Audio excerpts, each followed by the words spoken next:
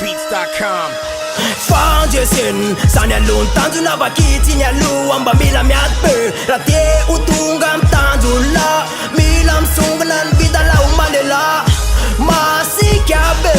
raha fiainana fa tsy karaoke ka ty le bompapo mitapoka rotsy ka ty tontolo ty ho mila verina mifototsy andray le lioana fitondra feo miteriny rapoko mandroso fa tsy manao ty miveriny lalany tolomany mameratsy aila ary tokoro mitanisa tarandra tiova lokoloko mena manambara mbantany mitatara raha mbola tsy nafantatra tonga fa miteritako rabiary tokoro ny atsy miofany trakefako talety efa nananana tsy nielatro mifona kolotsaininy antsoantsy isalorany eny fona tana rapitura anderkro hitondra soto afony geto mamisafisa nivatsivaniny anderkro ny tolona ny totondro be mifokona atony afatatrolona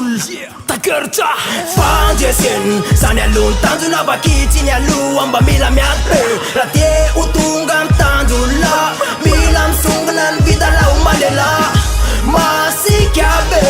raha fiainana fa tsy karaoke ka ty le bompapo mitapoka rotsy ka ty tontolo ty ho mila verina mifototsy tongy retirety tina tongy rotoroto fa ikozo ampoky na say mbola tsy nakopo ary tokoro fototra ny angana tsy ialana fifotorana anaty kolotsainy miara ainso isalorana isorana toy atrany vaivy ambany tany ty colire originaly ka na misy manaky anaty hoizanainy lalana mandroso fa tsy miembitra fa manapahafana tsy alana tsy miaoatra fa tonga dia masana anatina piora maditra be mibity floto dia masika zany aransika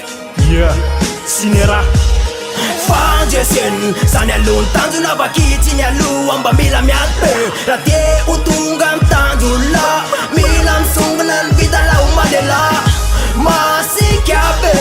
raha fiainana fa tsy karaoke ka ty le bompapo mitapoka rotsy ka ty tontolo ty ho mila verina mifototsy talony mpandotsy milatsaka parapy eny amin'ny apakapakeny tonga eto tanàna fa tsy ava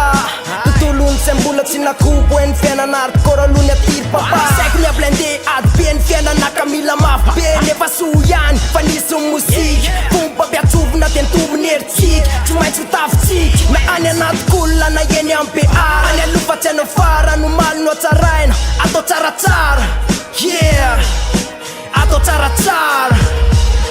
fanjesin Sany alon tanjona vakitsy ny aloha mba mila miady be raha te ho tonga amy tanjona mila misongona ny vita la ho malela masika be raha fiainana fa tsy karaoke ka ty le